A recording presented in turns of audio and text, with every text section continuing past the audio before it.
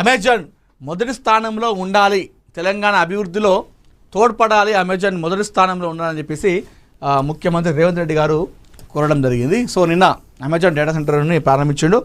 So పెట్టుబడులు వస్తే మా ప్రభుత్వం ఎప్పుడు కూడా సపోర్ట్ ఉంటుంది, ఫుల్ సపోర్ట్ ఉంటుందని చెప్పేసి చెప్పడం జరిగింది. కవిత దూకుడు 23 నియోజకవర్గాలకు పార్టీ ఇన్ఛార్జ్ల తొలి నియామకం, లక్కీ నెంబర్ 5 వచ్చేలా ప్రకటన. పార్టీ బలోపేతంపై కవిత ప్రత్యేక దృష్టి, లక్కీ నెంబర్ 5 సెంటిమెంట్తో ప్రకటన.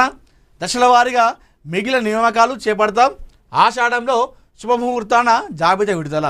క్షేత్రస్థాయిలో పార్టీ విస్తరణకు కార్యాచరణ ప్రారంభం. ఓవరాల్గా 23 నియోజకవర్గాలకి ఆమె ఇన్ఛార్జ్ను కూడా నియమించడం జరిగింది. అంటే ఆయా నియోజకవర్గాలకు టీఆర్ఎస్ పార్టీ నుండి వాళ్ళే ఎమ్మెల్యే అభ్యర్థులు అని చెప్పకనే చెప్పినట్టు ఈ విషయంలో. సో లక్కీ నెంబర్ ఆమెది 5 నెంబర్ అంట. ఆ 5 నెంబర్ వచ్చేలా ఆమె చూసుకుంటూ ఉంటుందంట. అయితే ఆషాఢంలో శుభముహూర్తం నాడు అప్పుడు జాబితా కూడా ఇచ్చే అవకాశం ఉన్నట్టుగా తెలుస్తూ ఉంది. తెలంగాణ రక్షణ సేన అధినేత కవిత దూకుడు పెంచారు. పార్టీని క్షేత్రస్థాయిలో బలోపేతం చేసే దిశగా రాష్ట్ర వ్యాప్తంగా 23 అసెంబ్లీ నియోజకవర్గాలకు పార్టీ ఇన్ఛార్జ్లను నియమిస్తూ బుధవారం అధికారిక ప్రకటన విడుదల చేశారు. పార్టీ వ్యవస్థాగత నిర్మాణంలో భాగంగా చేపట్టిన ఈ తొలి నియామకాల్లో కవిత తన లక్కీ నెంబర్ సెంటిమెంట్ను ప్రతిబింబించడం రాజకీయ వర్గాల్లో ఆసక్తికర చర్చకు దారితీసింది. తాజా నియామకాల్లో పార్టీ చీఫ్ కల్వకుంట్ల కవిత తన లక్కీ నెంబర్ 5 వచ్చేలా వ్యవహరించారు. మొదటి విడతలో భాగంగా సరిగ్గా 23 మంది నియోజకవర్గ ఇన్ఛార్జ్లను కూడా నియమించిందట.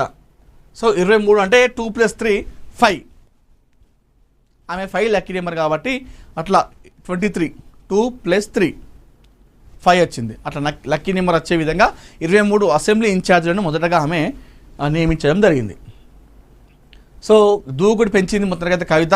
ఎలాగైనా ఈ మధ్యకాలంలో తెలంగాణలో ఎలాంటి సమస్య ఉన్నా, ఎలాంటి నిరుద్యోగులు కావచ్చు, రైతులు కావచ్చు, ఉద్యోగులు కావచ్చు, విద్యార్థులు కావచ్చు, నిరుద్యోగులు కావచ్చు, ఎవరైనా సరే ఏ కార్యక్రమం చేపట్టినా అక్కడికి వెళ్తుంది, నిరసనలో పాల్గొంటుంది, అరెస్ట్ కూడా అవుతూ ఉంది కవిత. అయితే కొన్ని నెగిటివ్ ఏమొస్తున్నాయంటే అంటే పవన్ కళ్యాణ్ మీద పడుతుంది.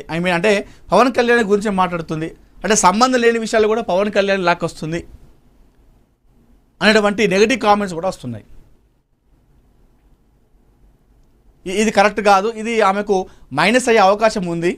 సో ఆమె దేని గురించి అయితే ఆమె వెళ్తుందో దాని గురించి మాట్లాడుతూ, ఆ సబ్జెక్టు మీద మాట్లాడుతూ, ఆ పరిష్కారానికి దానికి బాధ్యులు ఎవరు, ఆ కారకులు ఎవరు అనే దానిపైన మాట్లాడితే ఆమె చాలా బాగుంటుంది, పార్టీ కానీ ఆమె కానీ అనవసరంగా సంబంధం లేని విషయాల్లో సంబంధం లేని వ్యక్తిని తీసుకొచ్చి, ఎగ్జాంపుల్గా పవన్ కళ్యాణ్ గారిని అనుకోండి, మొన్న ఏదో ఇడుపు కాగితం పంచాయతీ అయింది, ఇడుపు కాగితం సినిమా పంచాయతీ అయితే ఆ ఇడుపు కాగితం మీద మాట్లాడుతూ ఆంధ్రలో ఇడుపు కాగితం అంటే తెలియదు అంటారు, అది ఏంటో మీ పవన్ కళ్యాణ్ అడుగురి, ఆయన మంచిగా చెప్తాడని చెప్పేసి చెప్పింది.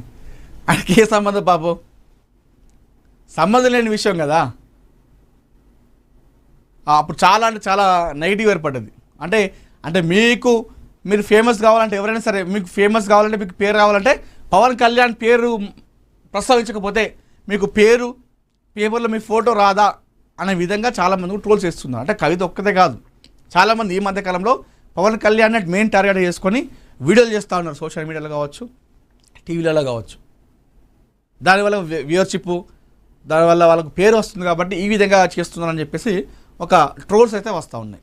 సో అట్లా కాకుండా ఇప్పుడు తెలంగాణలో ఉంది కవిత గారు.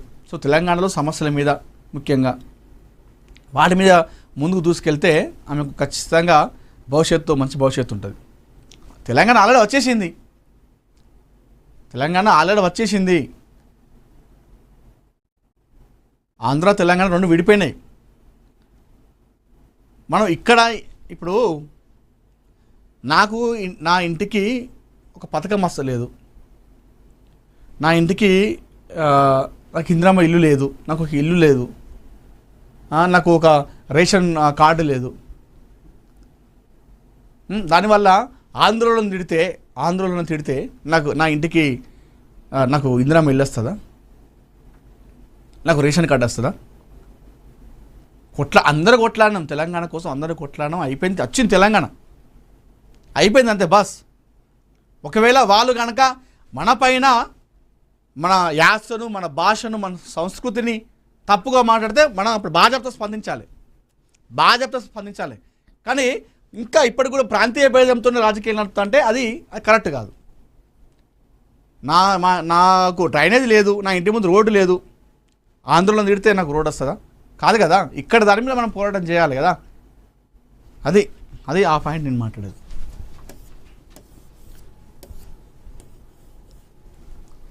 ఆదిలాబాద్ CCIని వెంటనే తెరిపించాలి.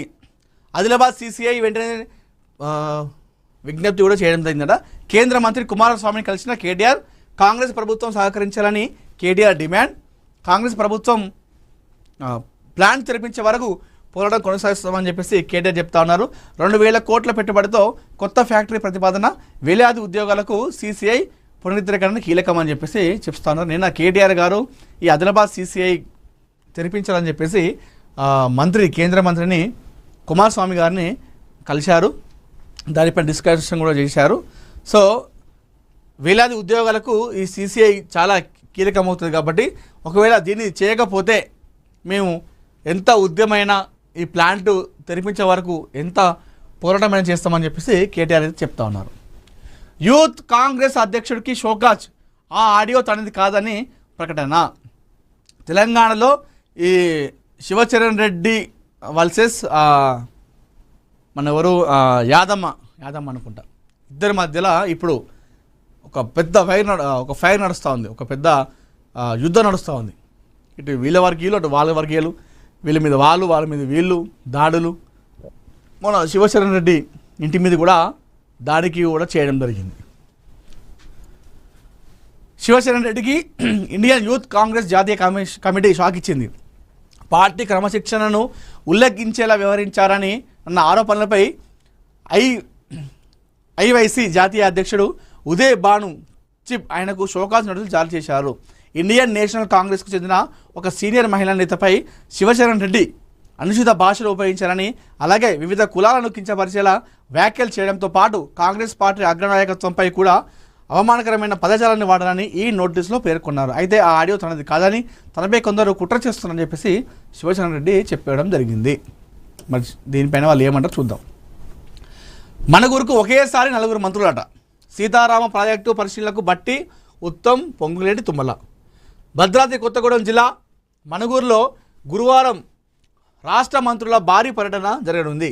తెలంగాణ రాష్ట్ర ఉప ముఖ్యమంత్రి, ఆర్థిక ప్రణాళిక, ఇంధన శాఖ మంత్రి బట్టి విక్రమార్కతో పాటు రాష్ట్ర మంత్రులు పొంగులేటి శ్రీనివాసరెడ్డి, తుమ్మల నాగేశ్వరరావు, ఉత్తమ్ కుమార్ రెడ్డిలు ఒకేసారి మణుగూరుకి రానున్నారు. ఒకే రోజు 4 కీలక మంత్రులు పర్యటించడం ప్రాధాన్యత సంతరించుకుంది. ఈ పర్యటనను భారీ ఎత్తున విజయవంతం చేయాలని పినపాక ఎమ్మెల్యే పాయం వెంకటేశ్వర్లు పార్టీ శ్రేణులకు, ప్రజలకు పిలుపునిచ్చారు. మంత్రుల బృందం పినపాక నియోజకవర్గంలో ప్రతిష్టాత్మకంగా చేపట్టిన సీతారామ ప్రాజెక్టు పనులను పరిశీలించనుంది. ఇందులో భాగంగా మారేళ్లపాడు, సీతమ్మ బ్యారేజ్ ప్రాంతాలలో జరుగుతున్న నిర్మాణ పనులను క్షేత్రస్థాయిలో పరిశీలిస్తారు. అనంతరం ఇరిగేషన్ శాఖ ఉన్నతాధికారులతో కలిసి ప్రాజెక్టుల పురోగతిపై సమీక్ష సమావేశం నిర్వహించనున్నారు. పెండింగ్ పనులు, నిర్మాణ వేగం, భవిష్యత్తు కార్యాచరణపై అధికారులకు